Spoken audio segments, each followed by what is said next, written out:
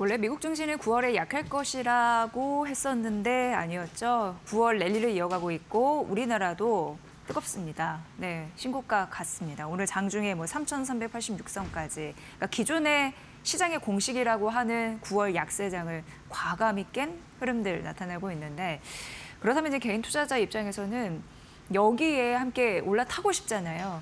그런 수익률 전략에 대해서 오늘 깔끔하게 정리를 해드리겠습니다. 오늘 이 시간은 차영주 YS의 경제연구소 소장과 함께 알아봅니다. 어서 오세요. 안녕하십니까? 네. 삼성전자와 SK하이닉스가 결국 그 벽을 넘어서 51주 신고가. 반도체가 이렇게 좀 이끌어주다 보니까 오늘 또 뜨거운 장이 펼쳐지고 있습니다. 예상보다 강한 흐름이 나타나네요. 어떻게 보고 계세요? 예, 제가 이데일리에서도 항상 이제 9월 2일부터 변곡점이 생겼다라는 점을 거듭 이제 9월 내내 이제 말씀드리고 있는데 아직까지 지금 시장이 생각보다 강한데 왜 이렇게 강하지? 이러다가 좀 조정받으면 사야지라고 생각하시는 시청자분들이 계시다라면 마인드를 빨리 바꾸셔야 지금 시장을 있는 그대로 볼 수 있는 거다라고 말씀드릴 수 있겠습니다. 지금은 두려운 시장도 아니고요. 불안불안하게 일단 올라갔다가 또 거품이 빠지면 또 내려가겠지 이런 시장이 아닙니다. 지금 시장은 9월 2일부터 변곡점을 맞이했다라는 점을 명확히 인식하셔야 됩니다. 그 변곡점이 무엇이냐?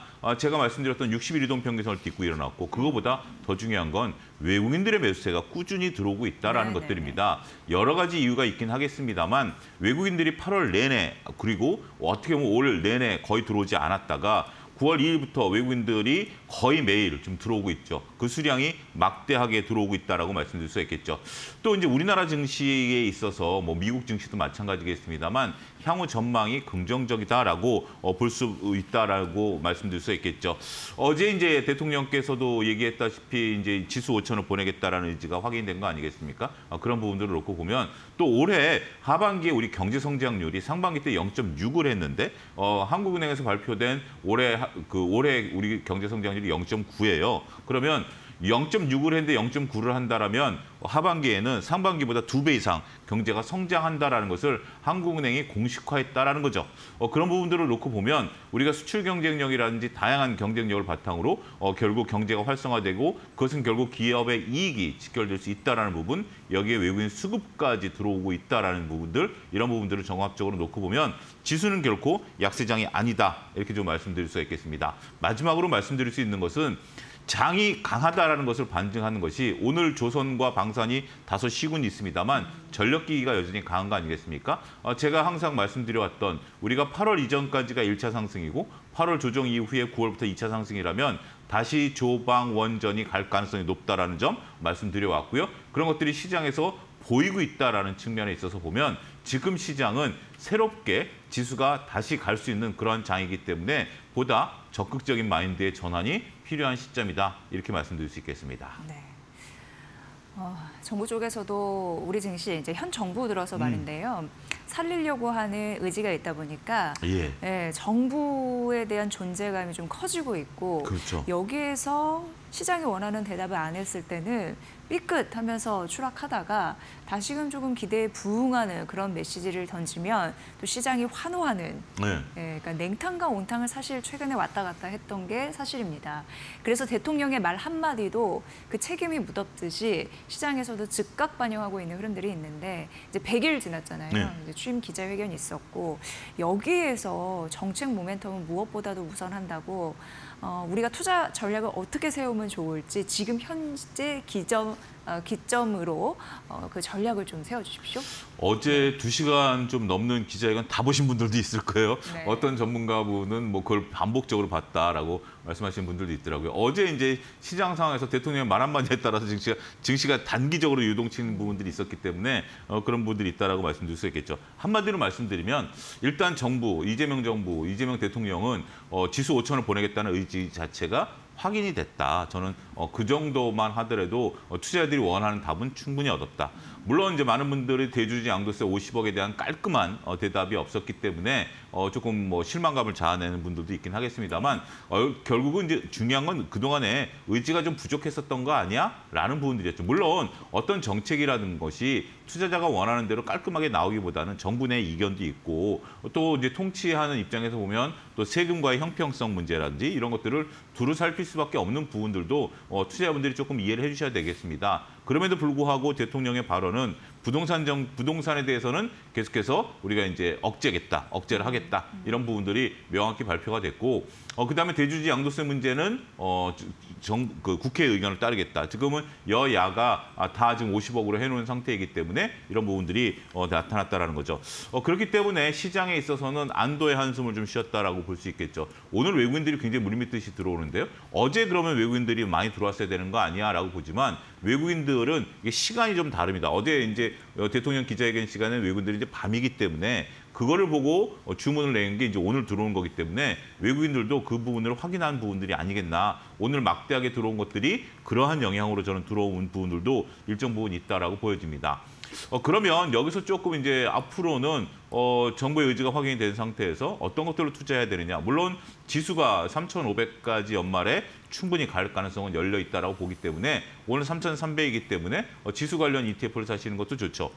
그리고 이제 정부가 몇 가지 어제 얘기를 했죠. 이제 신재생 에너지와 관련된 부분들, 이런 부분들을 얘기를 했고, 남북 경협과 관련된 얘기들, 이런 부분들을 얘기했기 때문에 그러한 관련주들에 대한 퍼포먼스도 앞으로 나올 가능성은 충분히 있다라고 말씀을 좀 드릴 수가 있겠습니다. 빠르게 진행되고 있는 상황이다라고 말씀드릴 수 있겠고 대통령께서도 지금 이제 원전 대비해서 신재생 에너지가 2, 3년이면 충분히 가능하다라는 얘기를 했다라는 자체가 어느 정도 검토가 끝난 상태임을 우리는 미루어 짐작할 수 있다라고 좀 말씀드릴 수 있겠죠.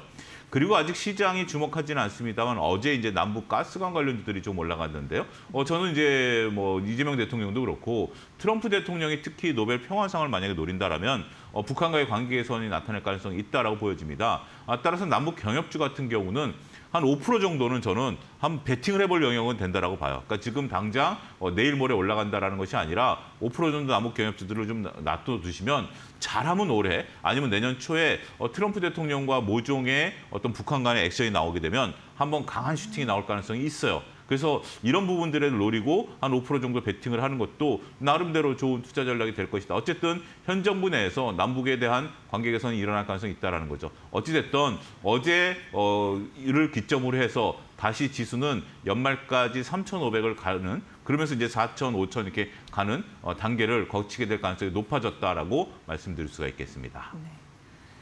시장은 일방 통행이 없기 때문에 네. 단기적인 등락이 있을 수는 있는데 그래도 정부 정책에 대한 기대감 이런 부분이 지지를 하면서 시장이 상승할 가능성에 대해서 베팅하라라는 의견들이 좀 다수인 것 같습니다. 그리고 연초까지는 점진적이긴 하겠습니다만 금리 인하가 될 가능성이 굉장히 농후한 상황이잖아요. 사실 미국에서 물가 데이터 이렇게 딱 보면 여전히 높은 게 맞는 것 같습니다. 맞습니다. 그럼에도 불구하고 트럼프 대통령의 성격상 행정부 쪽에서 지속적으로 연준을 압박하고 있으니 연준은 그럴 수밖에 없는 행로를 좀 걸지 않을까 이런 생각이 들고 결국 이제 속도 조절 이런 부분에서 좀 봐야 됩니다. 그러니까 단기적으로는 정부 정책 기대감이라고 할지라도 앞으로는 금리 인하를 바라보면서 우리가 투자 전략을 세워야 되는데 이에 대한 인사이트 좀 전해주세요. 지금 이제 여러 가지 경제 지표들이 막 나오고 있다 보니까 투자자분들께서는 그 경제 지표가 좀 혼란스러워 보일 수도 있습니다. 그런데 물론 이제 그것을 다 이해하고 하면 좋긴 하겠습니다만 현실적으로 그걸 다 이해한다라는 것은 어려운 부분들이죠. 저도 경제 지표를 이제 여러 가지를 다 이제 보고를 하고 이제 보면서 투자에 대한 어떤 조언들을 좀 드리고 있는데 이데일리 시청자 여러분들이 그렇게 말씀드리고 싶어요. 많은 경제 지표들을 다 아는 것도 중요하지만 그게 아니다라면 지금 시장은 무엇을 보고 있느냐라고 이제 보는 것이 이제 중요하다라고 말씀드릴 수 있겠습니다.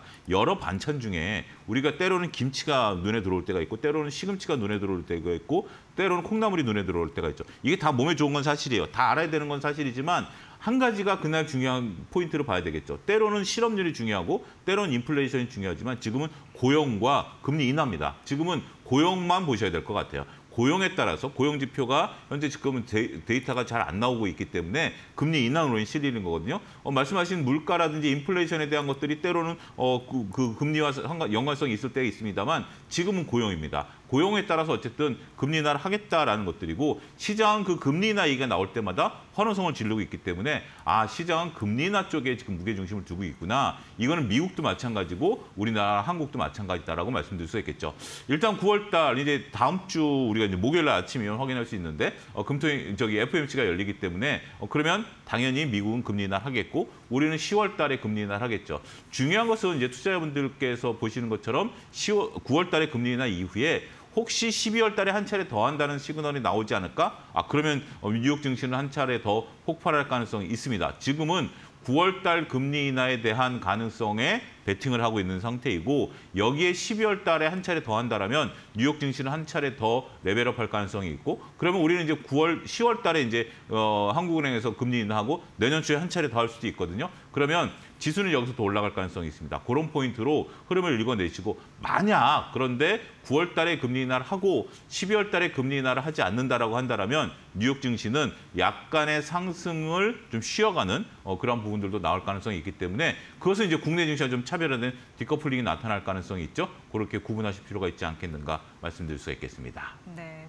1년 내 주가가 가장 높은 거 이제 52주 신고가라고 하는데 오늘 52주 신고가 기록한 종목들 대다수가 이제 반도체에 반도체에서 나오고 있어요. 예. 예. 그리고 대표적으로 말씀드렸다시피 SK 하이닉스 있고 그리고 삼성전자, 삼성전자 우선주, 삼성전기, 삼성전기 우선주 그뿐만 아닙니다. 농심, 오뚜기, KCC 이렇게 52주 신고가 종목들이 그야말로 속출하고 있는 상황인데 따라갈까요? 어떻게 해야 되나요? 예, 거기에 덧붙여서 무슨 효성중공업, 그다음에 전력기기죠, 그다음에 이제 뭐 현대일렉트릭 뭐 이런 쪽들 다 52주 신고가를 갱신해 나가고 있습니다. 대형주 단에서 52주 신고가들이 나오고 있어요. 꾸준히. 그리고 지금 이제 이재 기자 말씀하신 것처럼 업종을 가리지 않고 52주 신고가가 나오고 있는 상태죠. 그리고 대표적으로 삼성전자, SK하이닉스가 52주 신고가를 연일 달성하고 있다라는 측면이 매우 중요하다라고 말씀드릴 수 있겠습니다.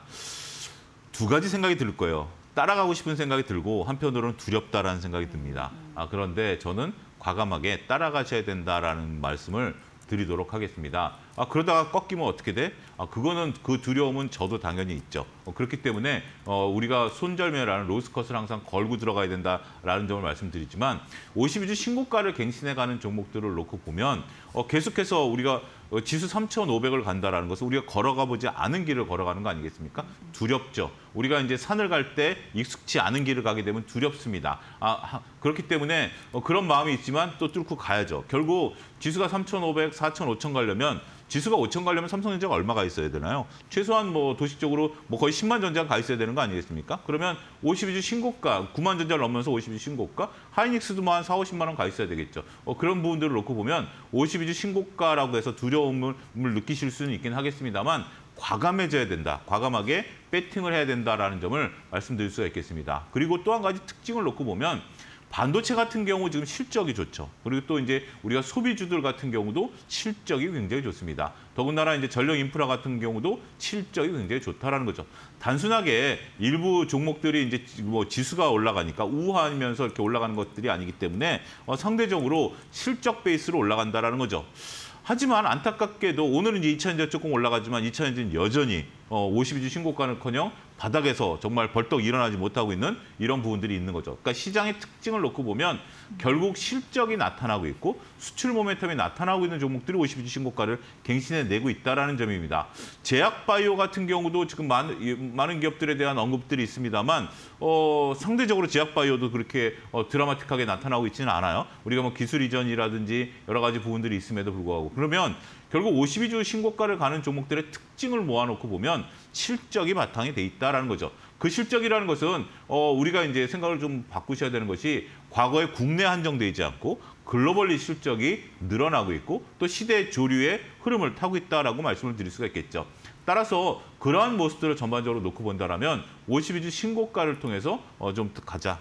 근데 만약에 내가 52주 신고가를 따라서 하는 것은 뭐 주식을 잘 모르겠고 매일 보기 어렵다라면 ETF로 활용하는 것도 굉장히 좋습니다. 반도체 ETF 좋고요. 전력기기 ETF 좋고 식음료 ETF도 상당히 좋습니다. 그렇고 그런 것들 그리고 또 지금 같은 경우 이제 조선 방산 같은 경우 오늘 좀 쉬어주고는 있습니다만 이럴 때 또 매수를 하는 것도 저는 하나의 방법이 된다라고 말씀드릴 수가 있겠죠. 순환매가 계속 돌고 있기 때문에 따라서 간접 투자를 활용한 52주 신고가 가는 종목들 그런 핵 섹터 업종을 매수하는 것은 오히려 좋은 전략이 될 수 있다 이렇게 말씀드리겠습니다. 네. 시장이 좋다는 거는 지수가 올라갔다라는 건데 그렇죠. 그런데 이때부터 가격을 신경 쓰게 됩니다. 네. 이게 그냥 기업이 좋은 건 알겠는데 나한테 좋은 기업이라는 건 싸게 사는 게 제일인 거잖아요. 그런 의미에서 어떻게 보면은 지금 가격대가 시장에서 제대로 평가보지 못한 그런 업종이나 종목을 보게 되어 있습니다. 말씀해 주셨다시피 2차 전지도 좀 포함되지 않나 싶은데 그런 저평가 관련주라고 해야 되나요? 상대적으로 가치를 덜 받고 있는 못 오른 종목들. 여기에 대한 매매 전략 어떻게 가져가는 게 현명할까요? 참 쉽지 않은 것 같아요. 갖고 계신 분들 입장에서는 정말 속이 바싹바싹 타들어가는 입장이고 신규로 매수하려는 분들도 오히려 그런 쪽에 눈이 먼저 가는 게 또 사람이기 때문에 인지상정이 아니겠나라는 생각을 좀 듭니다. 그런데 이제 좀 안타깝게도 그런 쪽에 적극적인 매매 전략을 말씀드리기에는 현실성이 녹록지 않다. 불과 이제 9월 2일부터 우리가 놓고 보면 하이닉스가 수익률이 몇 프로가 나왔냐면 대략 한 20% 수익률이 나왔어요. 삼성전자도 대략 한 10% 정도 수익률이 나왔어요. 그럼에도 불구하고 10%가 못 오른 종목들도 상당히 많이 있습니다. 뭐 어떤 종목 같은 경우는 뭐 20, 30% 수익률이 나온 종목도 있죠. 케인즈가 얘기한 미인대라는 말로서 제가 설명을 드려야 될 것 같습니다. 아무리 내 눈엔 이뻐 보이고 정말 이 사람이 나중에 미인인 것처럼 보여도 많은 분들이 이 주식을 미인이라고 생각하지 않는다라면 그쪽으로 매기가 몰린다라는 것은 현실성이 좀 떨어진다라는 거죠. 그리고 또 지금 시장의 특징은 고객예탁금이라든지 시장의 어떤 분위기가 으쌰으쌰 끌어올리는 분위기는 또 아닌 것 같습니다. 한편으로는 차분하게 올라가는 종목들만 올라가다 보니까 앞서 서두에도 제일 첫 번째 말씀드린 것처럼 일부 투자자분들은 지금 이렇게 올라갈 장이 아닌데 왜 이렇게 올라가지라고 생각하시는 분들도 아직은 상당수 계세요. 그러다 보니까 소수 종목이 올라가는 거고 많은 종목들이 저변이 확대되지 못하는 그런 국면이 있다라고 봐야 되겠죠. 따라서 지금 현재 전략을 놓고 본다라면 못 오른 종목을 가지고 매매를 하는 것보다는 올라간 종목을 따라서 하는 것이 현실적인 방법이다. 매우 어렵습니다. 지금은 수익률을 내기가 그 어느 때보다도 어려운 장이다라는 걸 인식을 하시고 지금은 추세 추종 전략으로 전환하셔야 된다라는 점으로 제 개인적인 견해를 말씀드리도록 하겠습니다. 네, 바쁜 일상을 살다 보니까 이제 10월 추석 연휴 기다리시는 분들 굉장히 많은데 증시 입장에서는 꽤 오래 쉬는 거거든요. 그렇죠. 이게 10월 3일부터 9일까지 10일은 이제 공휴일 안 됐으니까 뭐 영업일 수는 한 5일 정도 되고 주말까지 합치면 이제 7일 정도 쉬게 그렇죠. 되는데 요거 이제 앞두고 투자율을 어떻게 세워야 될지 많은 분들 궁금해하시더라고요. 그러니까 10일 금요일이지만 실질적으로 뭐 그날은 쉬어간다라는 셈을 치고 거의 뭐 한 열흘 가까이 이제 쉬는 건데 이제 지금 이제 추석 자금들이 이제 필요한 상태죠. 추석 때까지 저는 증시가 상당히 좀 강할 것으로 보여지고 있습니다. 많은 분들이 또 이제 추석 때까지 투자를 통해서 수익을 좀 내려는 부분들도 있고 그리고 이제 추석 전에는 아무래도 좀 팔고 넘어가려는 부분들이 있는데 그건 추석 직전까지 끌어당길 것 같아요. 그러니까 외국인들이 들어오고 있는데 물 들어올 때 노를 저어야 된다라는 측면에 있어서 보면 충분히 추석 전까지는 시장은 강세장을 유지할 가능성이 있기 때문에 일단 수익을 좀 챙기죠. 그러면 잘 이곳을 활용하게 된다면 추석 보너스를 버시는 분들이 상당히 많을 것이다라고 보여집니다. 일단 기년유예를 보수적으로 보긴 해야 되겠습니다만 그거는 10월까지고요. 일단은 남은 2주 동안은 열심히 적극적으로 시장을 활용하자 이렇게 정리하겠습니다. 네. 오늘 차영주 소장님 말씀 들어보니까 지금 주식시장을 나갈 이유는 없는 것 같습니다. 같아요. 예. 그렇게 정리해드립니다. 차영주 IS 경제연구소 소장과 함께했습니다. 잘 들었습니다. 감사합니다.